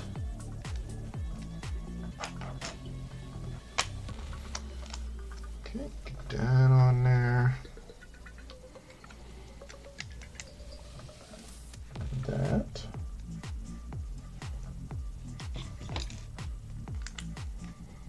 And a similar plate pattern here.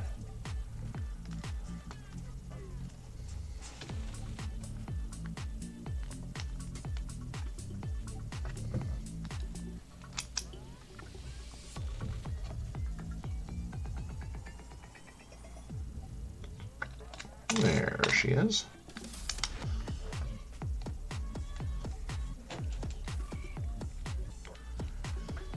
And we got another cheek blaster here.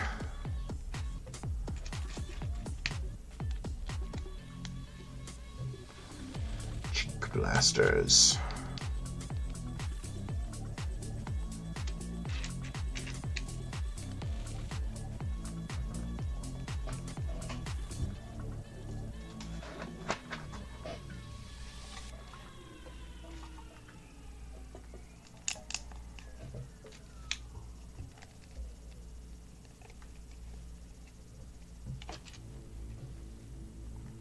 Okay.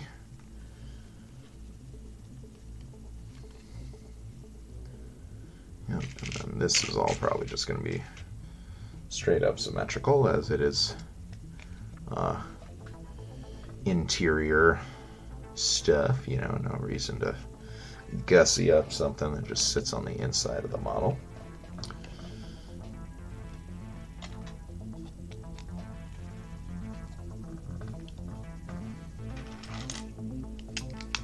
I mean, unless you're building your own creation and you want to do something like that, a little secret just for you is definitely not a bad thing by any stretch of the imagination, but it's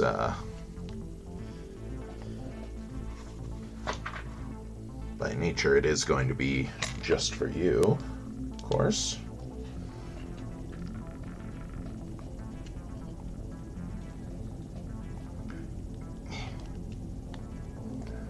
There's a reason they do have you do this first, eh? Oh, Jesus. Get in there. There we go. Sorry.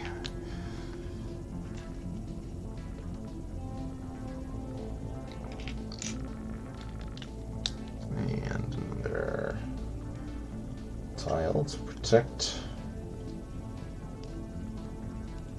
Okay. And then, ooh, a hammer. Oh, all right. Asymmetrical cheek blasters. Well, that's what they used to call me in high school.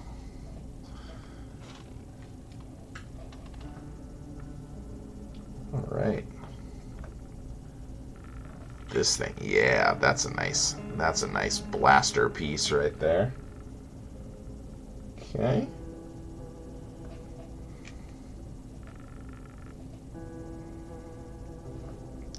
Line up these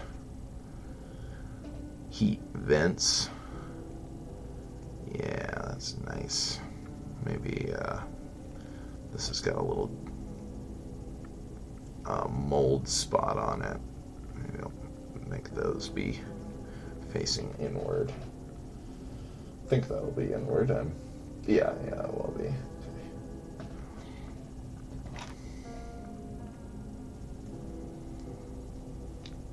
Okay. Ooh. Alright, so here's our last decal. It's like a little armored plate on... Yeah, that's cool. Let me see. How's this gonna go? That's gonna sit like that. So it wants to be like this.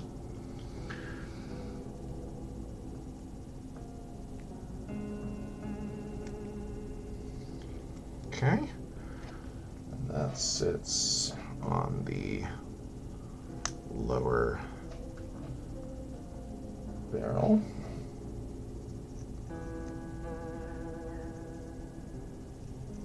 Does it? Looks like it wants to be flush with.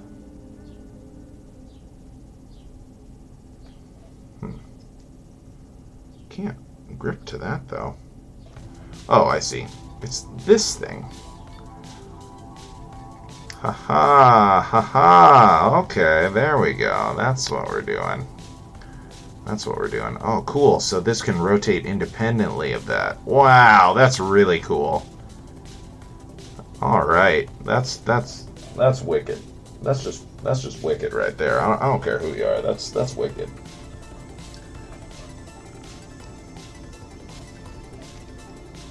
I think the head of the hammer is supposed to be up. Okay. Wow, yeah, that's really cool. So the plate stays in place, but these move.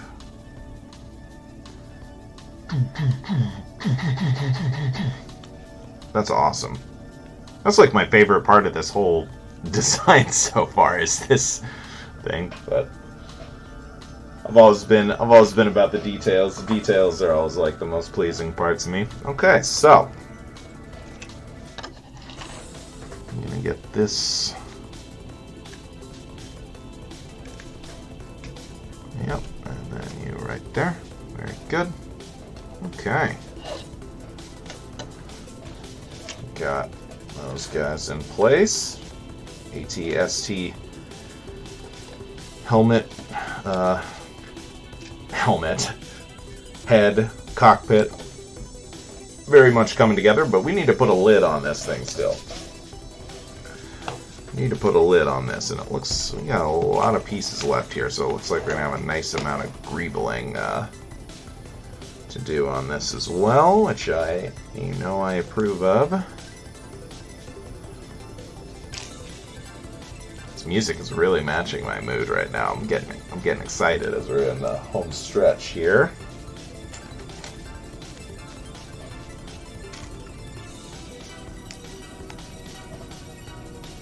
Oh. Okay, well, it took a weird turn there, but not mad about it. Okay, get some little translucent red pieces in here. That's cool.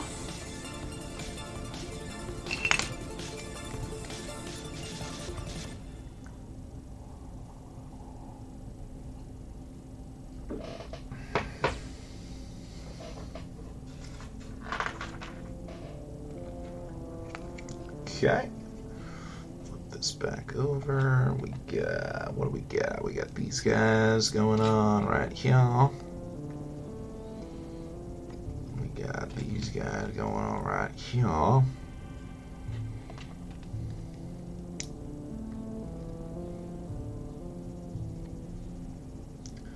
Couple of L-shaped guys in here, flared out. Or apart, I should say. Yes. Yes, very good. Okay.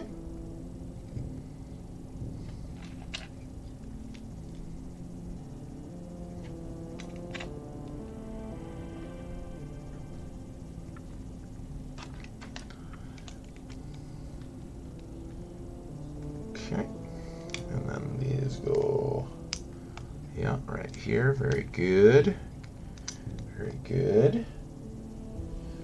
We got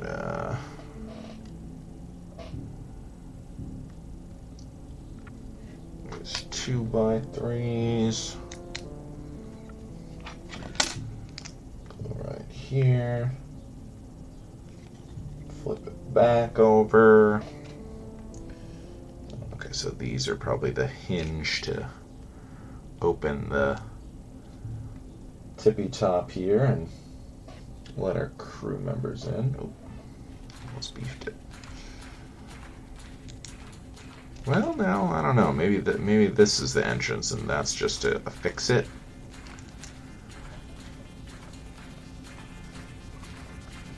Could definitely be a little small to get a minifigure in and out, but definitely doable.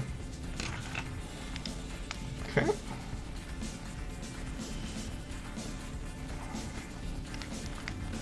We're in the home stretch now. Very, very few pieces remaining. I bet you, yeah, these are going to have like the eyelids, I'm assuming.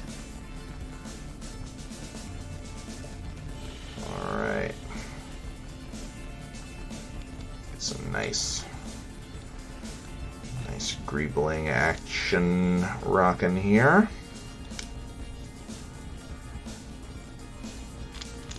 Ah! Dropping pieces. Deep breath. Let the zen of the build flow through you and drop another piece. Maybe it's not nerves. Maybe I'm just a klutz. Certainly possible. This does appear to be the entry hatch here. An entry hatch, not on this particular ATST, but an entry hatch that's famously ripped open by Chewbacca. Oh, I was so mistaken. There is one decal left here. And it's circle one. Let's see here.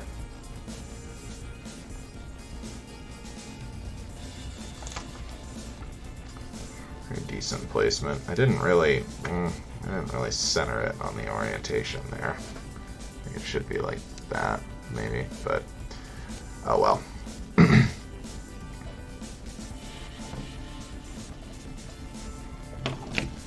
Alright, so it pops on right there. Yeah, so there's your entry hatch.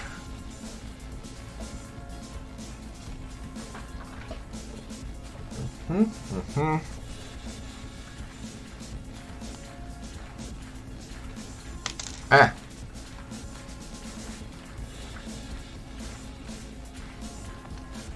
Some seat clips fixed here. Ah, yes. Pipes.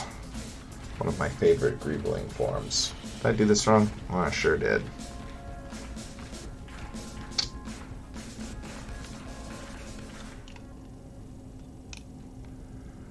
Oh, there we go. And flush to the end of the C-clip here. Where's my other one? There we go. Cool. Yep, here's the eyelids. I really like these eyelid shields. They make the ATST so expressive. Like, it really, like, personifies the whole thing.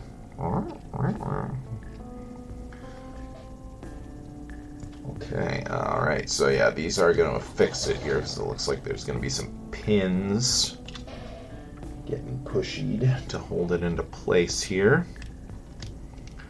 Easier said than done. The angle on this is kind of awkward. We'll get it done together here. So maybe this whole thing does flip open for your putting your actual minifigure in there. And then, you know, yeah, like you can still open this whole thing to get your minifigure in and out, so you don't have to like try to do it through this tiny opening. So this opens for play purposes.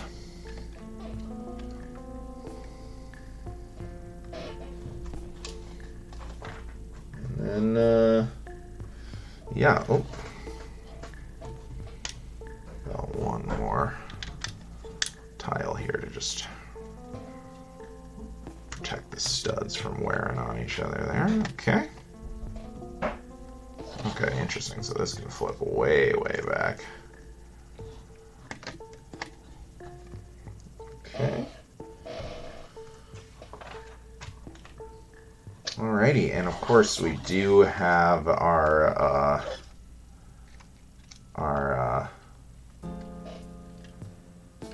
blaster pieces on this. Oh, okay, interesting. I see. So these loose pieces do serve a function. So your missile's loaded in there, and then you're going to push this forward, and that's going to apply the pressure to trigger it. And there's this slope piece here, so that's going to gradually push it lower so that it, you know, because you get the angle on it is how you release these missiles. So that's pretty cool. Where are we going to shoot this at? Try to shoot one of these raiders here. Oh god. Or just knock over every single minifigure I've ever owned in my entire life. Ooh, actually, I'm gonna try to shoot Cara Dune. See if I can line up my shot here. I know you can't really see this. Maybe we'll try to choke up on the angle here.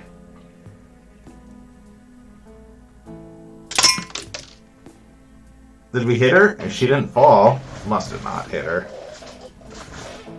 And is that missile gone forever? Or is it one of these three? I should have counted before.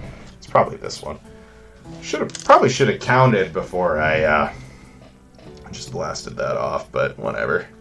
It'll turn up. They always do. I almost never actually fire these missiles, and I still find them around my house periodically, just because, like, shoot it once, your rate of losing them is pretty high on something like this. But, you know, what are you gonna do? Toys are meant to be played with. Nothing lasts forever. Even the plastic in these Legos will break down in a million years or so. But yeah, let's see.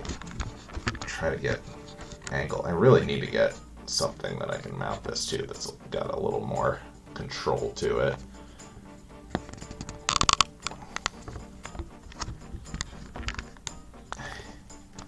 Come on, balance there.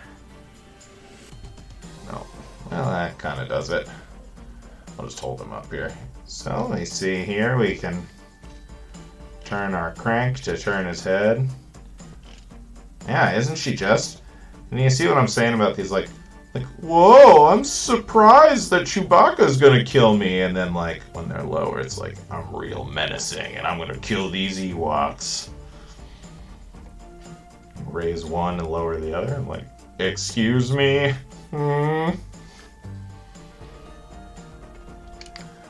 But yeah, pretty sweet. I like all the asymmetrical, like, armor designs and, like, the kind of tribal, like, paint patterns. You know, give it a really, like, you know, not Imperial feel. Good play opportunities with the head swivel and everything.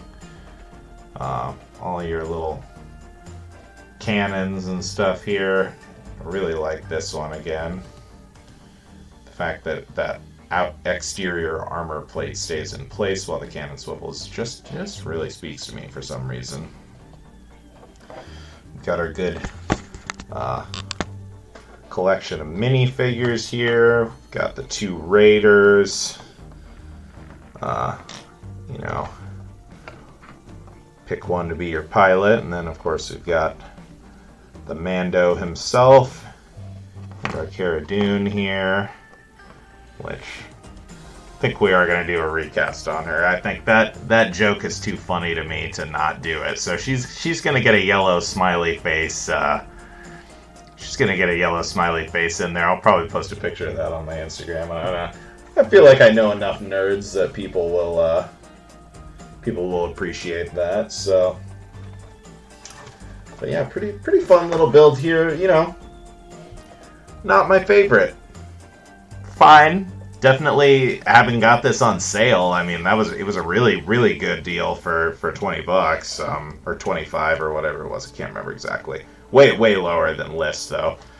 But yeah, you know, I don't know, the lack of posability on the legs. I mean, that's always going to be tricky on a design like this since it's so chicken-legged. It's like to have it be solid enough to stand, which it's pretty reasonably pretty solid and just standing here, despite being a little jiggly. It doesn't feel prone to fall over. Let's click up the legs one more and see. Yeah, even clicked up one and standing a little taller, it feels reasonably solid. So 2 clicks in which it's balanced is pretty good. So that's always, like I said, that's always going to be a design challenge on something like this. So I certainly respect that. But you know, just compared to some of the other sets, it's maybe not the best, but that's okay. Because like I said, I was starting to feel like every single set I built was the best, and you know, I assume some of that is just recency bias. Like, which of these sets am I gonna like sell eventually? You know, this might be one of them. But it's a pretty cool model nonetheless. Happy with how this turned out. Yeah. But yeah, I guess I am gonna probably get going here now and try to rest my voice a little bit. Hopefully, don't incur a cough or anything like that. Let's see. Let's see if we do a raid here. Anyone that we follow streaming that we can raid out to. I'm still trying to learn all of this. Still trying to learn all of the Twitch stuff here. Let's see. It's under Stream Manager, I think. So let's see. Raid channel. Who's live? A lot of Magic people. Local Brick Shop. That's a Lego channel. Alright, so we're going to go ahead and raid out Local Brick Shop here. And yeah, thank you so much for stopping by, everyone that watched and everything like that. Anyone watching on YouTube, it's much appreciated. And yeah, I will be posting on my Instagram account if you want to give that a follow about when our next stream is going to be. Because of the COVID situation, I really don't know. If I'm stuck at home on Sunday, I probably will do it. Especially if I'm still I don't feel sick at all. So if I'm still testing positive and I need to stay home on Sunday, I'll probably just go ahead and do that stream then. But we'll see. keep you posted about all that stuff, and you'll be able to see my recast on Cara Dune there. But yeah, thanks again so much for coming. Let's get our raid going here. It takes 10 seconds. Okay. See, this is where we're learning new things all the time. Bye.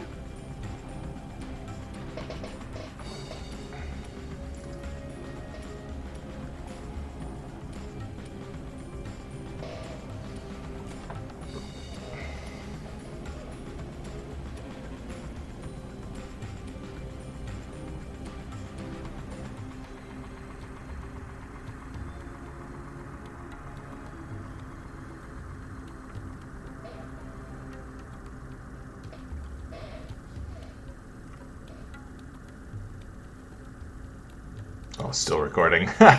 Okay, YouTube, you get a extra sign off here. If you're watching on YouTube, thank you so much. Really, really appreciate it, and we'll catch you on the next one. Bye.